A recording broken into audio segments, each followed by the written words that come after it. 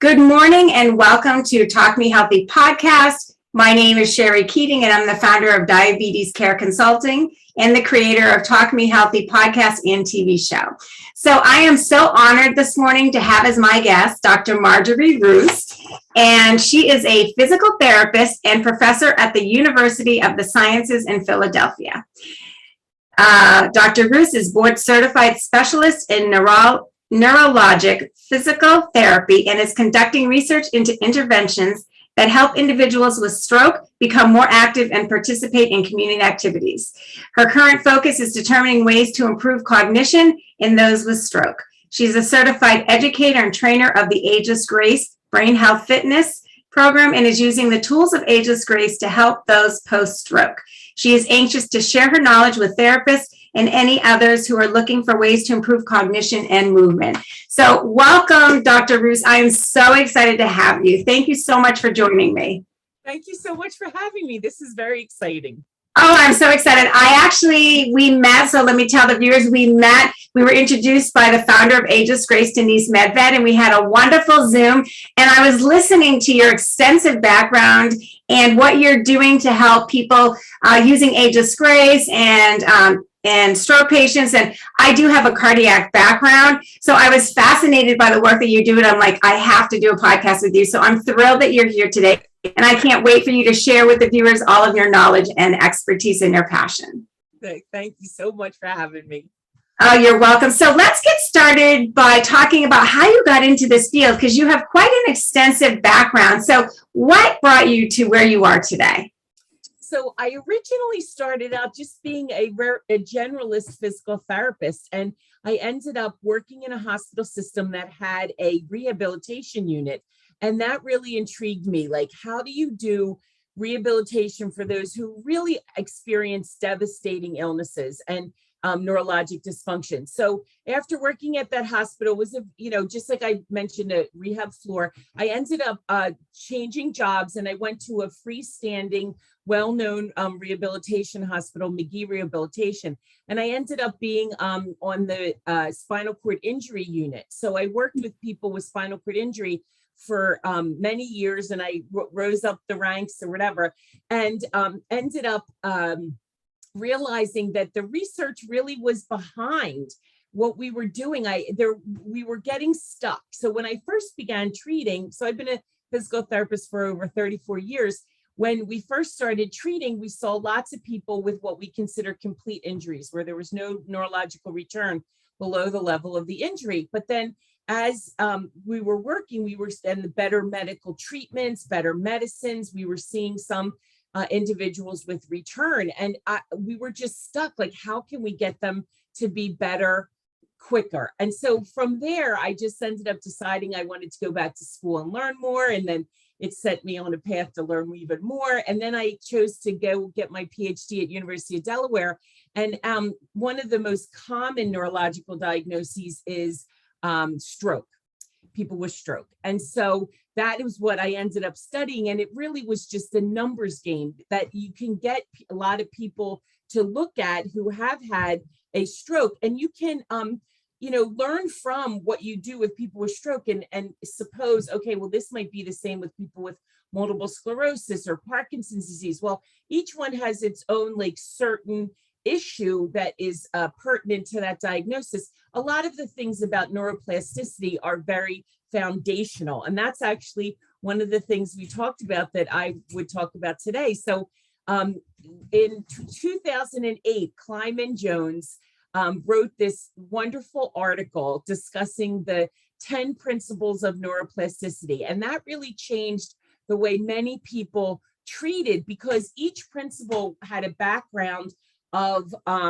foundational research that led to that tool being named what it was.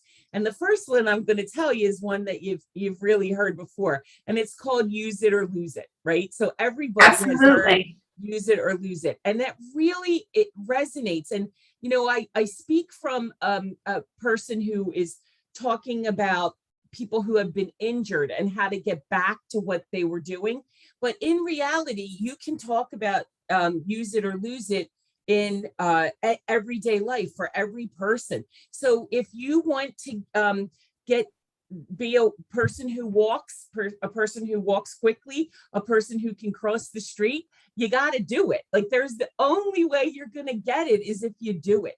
And what we found is that people who self-select to be sedentary or like not being very active, and we saw this with the pandemic with a few people, they become not active, and it starts a cycle of decline. So you become less active, you can do less, you become less active, you can do less, and it just will never go away. So use it or lose it is really a principle that, you know, just get out there and do it. You know, that's really the take home message. And it's so interesting because my new program this year, I'm a keynote speaker and I offer educational programs to help people prevent and manage diabetes. And so move it or lose it. You know, I just did a program on sit less to move more to prevent chronic disease. So when you were saying the pandemic, we do have an inactivity epidemic. So we do have to get up every hour. I don't think people realize that, you know, we can't sit on Zoom all day and just, you know, hour after hour after hour or on electronics, you know, because we have become very sedentary, especially over the last few years, and it really is raising havoc with chronic disease. Yes. So to your point, and that, you know, being move it or lose it also can lead us to all these, you know, multiple chronic diseases like diabetes, because we're just gaining weight, we're just sitting and very sedentary, and, you know, we're at risk for a lot of health issues. So it goes for multiple aspects in our lives. Yeah, you're totally right. So, and again, that information sort of feeds on what the second principle is, which is use it and improve it. And it's this idea that you got to raise the bar, right? So if you have, you guys, we all know this. We've played a sport with the person who was like the level above us, or, you know, was, you know, a skilled person, and you did something with them and you realized, man, I got so much better just by raising the bar, by being with somebody. So you have to sort of raise the bar. You have to think, what is going to be that little bit more? So not only just use it, but you got to put yourself out there to do a bit more.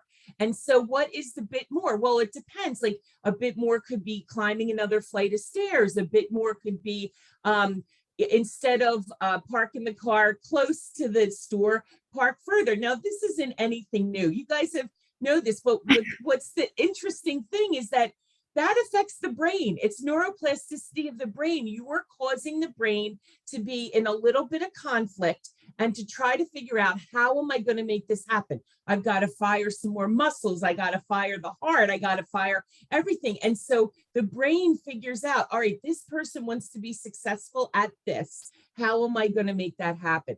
And so that is principle number 3, right?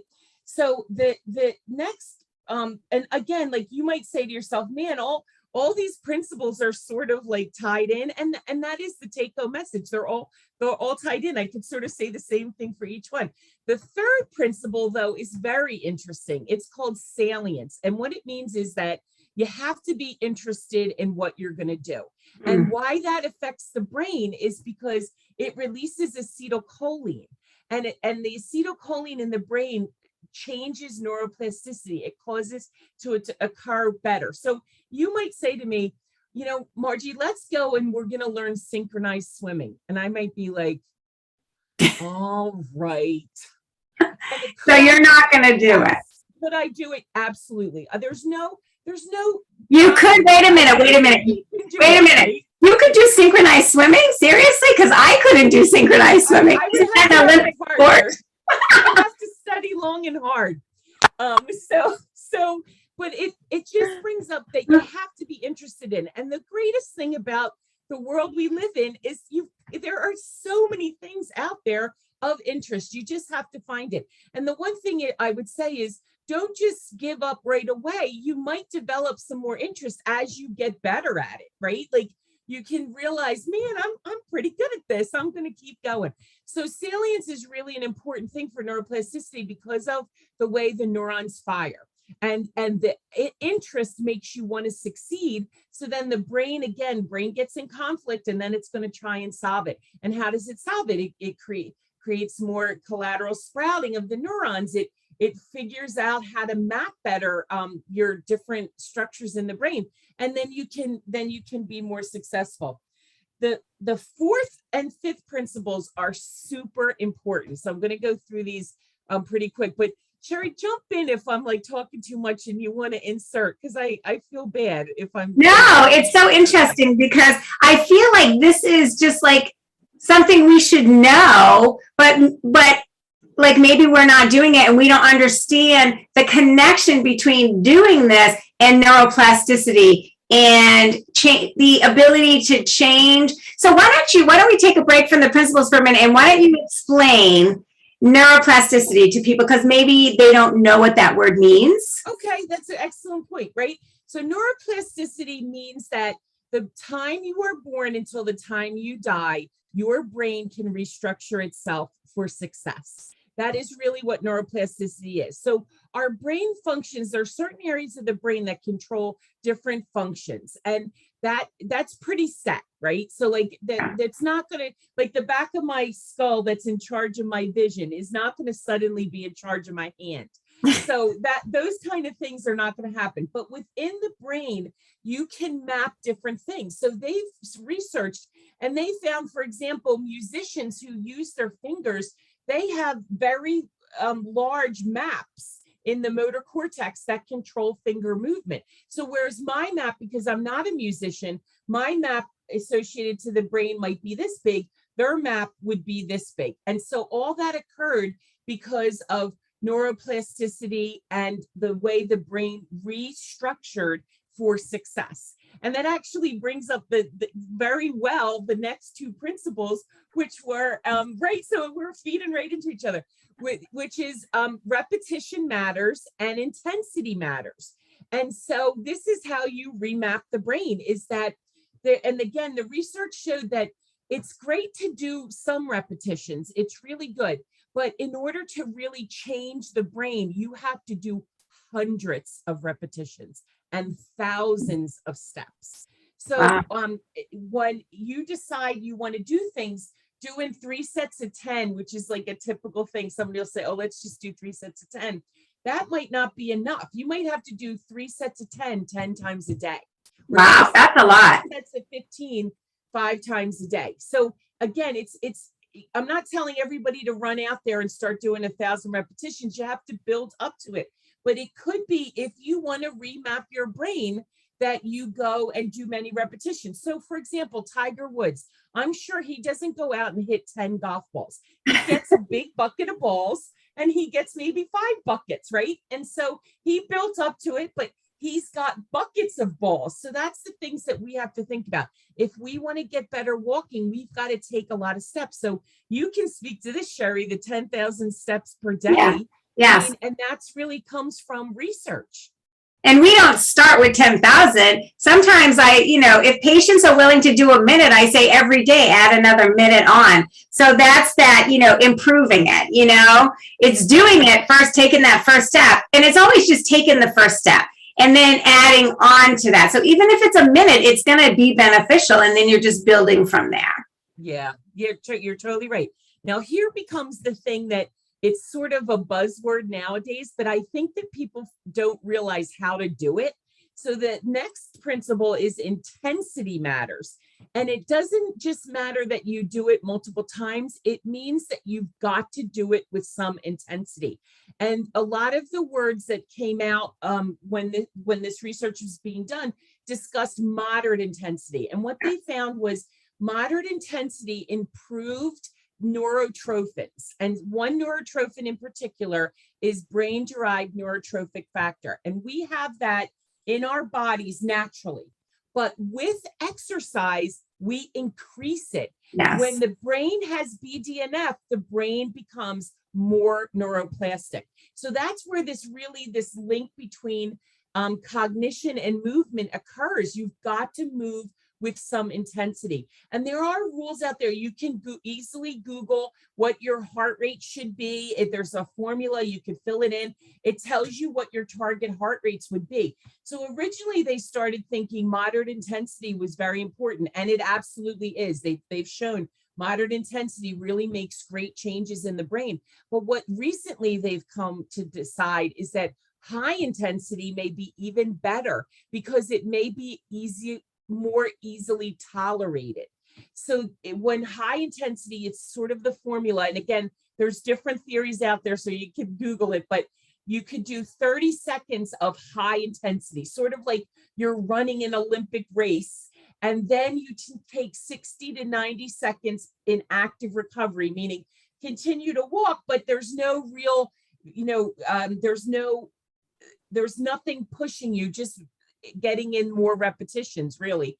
And so you just do an active recovery and then 30 seconds, harden as fast as you can, and you can keep doing that. Now you could do that with exercises, and you could do strengthening exercises, or you can do it with aerobic activities as well. The one thing, just to caution everybody out there is that, don't be lifting 50-pound weights as hard and as fast as you can and go flinging them all over and hurting your shoulder. Like, you have to build up to all this.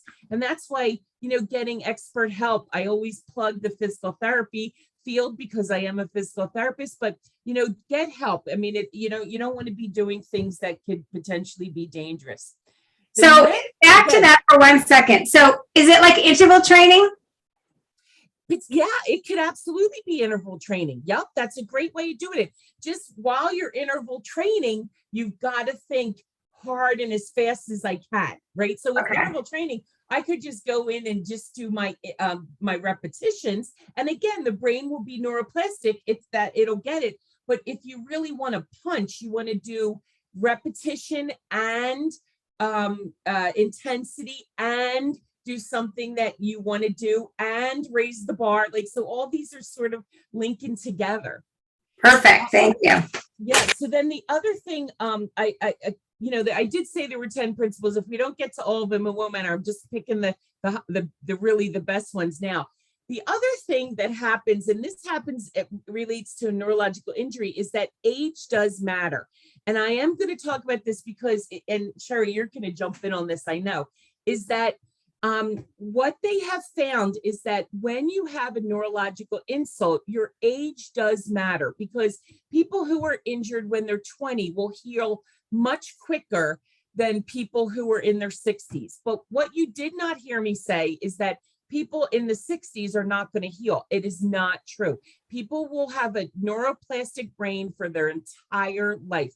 They'll be able to change their brain barring any, neurological issues that come up. So the one thing that's so interesting about this principle of age matters is that they have found that individuals who were highly active, who had lots of education, and I'm going to come back to that term in a sec. They had lots of education. They ended up improving much quicker than those who did not lead an active lifestyle. So for everyone who's out there, if you remain active and get educated, and again, I'm coming back to that term, then you have a greater likelihood of responding after a neurological insult.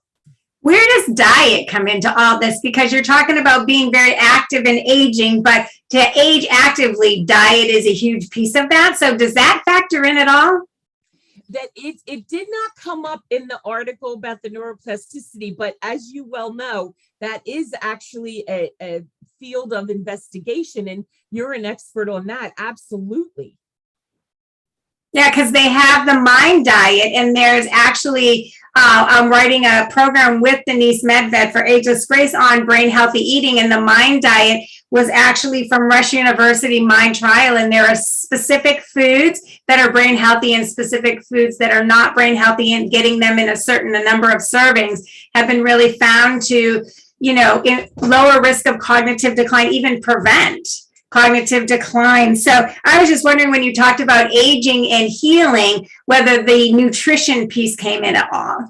Yeah, it didn't really in this article, but I know for a fact, just because of speaking with you and, hearing on the news, that is absolutely the case. And, you want to pick everything that you can to set yourself up for a healthy life, Absolutely. So, healthy nutrition follows in. So I wanted to come back to this issue of education because it is super interesting.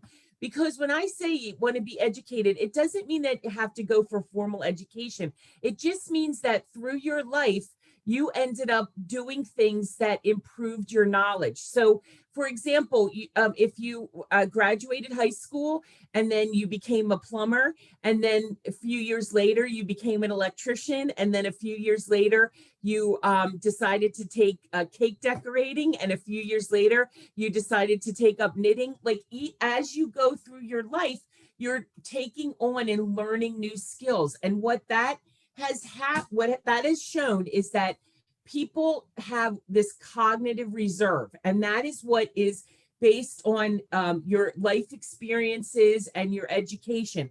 It's just what is there in your brain. And so people who have a lot of these experiences where they're educated have a greater cognitive reserve, so that when a neurological injury comes about, they tended to have responded better post injury. Now, again, you're hearing me these terms, tends to, and highly likely, and things like this. It doesn't mean that it's absolute. It just means that you're setting yourself up.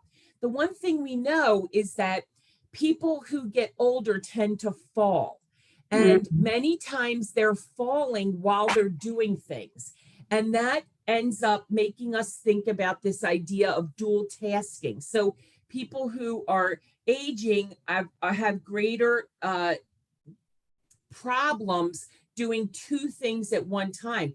And what they found is that that's potentially true. So doing two things at once creates what's called cognitive motor interference. And if you have the capacity, when you have this interference, then you will keep doing what it is that you're doing, which is potentially walking, which results in the most problematic falls, right? So if you fall while walking, you may be injured more than if you fall like falling off a stool or something. You're closer to the ground a little bit there. So what ends up happening is you're trying to do two things at once, and the brain just only has the capacity for so much, and then something breaks down. So you hope that when that happens, you're close to a piece of furniture or a wall or something like that to prevent a fall, but that does happen. And so one of the things you want to think about is, as you're aging, is to take that Irish dance class, to go take the baking class that you always wanted to, or go to the local Italian restaurant and do a cooking class. Like, it's just this idea of keeping the mind active. You create this issue for the brain to solve. It wants to figure out, how much Parmesan cheese do you add, and how much spices do you put in? The challenge is new, and that's what, through your life, those constant challenges will give you that cognitive reserve. So are you saying that multitasking is a bad thing? I am not saying multitasking is a bad thing. That's how I live my life. I think multitasking is wonderful. I think you have to practice it. You definitely do. That comes easily. Like, one of the things you'll see this at, you see videos all the time. I just saw one yesterday where a little kid was texting and ended up walking onto an athletic field while people were running, and so he can't really do two things at once. He can't text and walk because he's not paying attention to the environment, which is one of the key ingredients to walking. Like, he physically can take the steps, but safety is an issue there, right? Right. So I know in Ageless Grace we talk about the difference between multitasking and multi-skilling. So can you touch on that for a minute? So multi-skilling, sure. What does that term mean? So multi-skilling just means you're using multiple extremities at the same time, doing like sort of a skilled type movement. So in Ageless Grace, it comes about in the tool called Front Row Orchestra. And what it is trying to get you to do, for example, if you're playing a guitar, you're strumming with one hand, but your fingers are making the chords with the other hand. Or if you're playing the, saxophone or trombone, you got both the hands moving. So you got, all your fingers moving. Now, and again, in Ageless Grace, when I teach the tool, I make the feet play some instruments as well. And they end up, being multi-skilling. And when I am having the arms do the movement, I'm having them tap out the beat with the foot. So you got multiple things going on. But to the same purpose though, right? That's the difference between multitasking. Multitasking is you're doing something totally different at the same time, whereas multi-skilling, what you're doing, it may take multiple actions, but it's towards one end, right? Yep. That's kind of the difference. That is one of the difference. The other thing is people say multitasking, and in reality, it's not an instantaneous movement for each of the tasks. They tend, from what I understand, they tend to, you concentrate on one and concentrate on the other, you concentrate on the other, you just never stop doing the previous ones. But it's not all simultaneous, whereas multi-skilling, it can be a little bit simultaneous. Okay, great. Well, thank you for clarifying that. So, all right. So we're on number 7. Okay, so the next two sort of go hand in hand. It's called specificity. So specificity matters, meaning that if you want to get better at a certain task, you have to spend time on the certain task. So I use this when I talk with people with stroke, and I'll say, well, if you would like to use a wheelchair and be known as a wheelchair user, then you are fine being in the wheelchair. I say that, facetiously.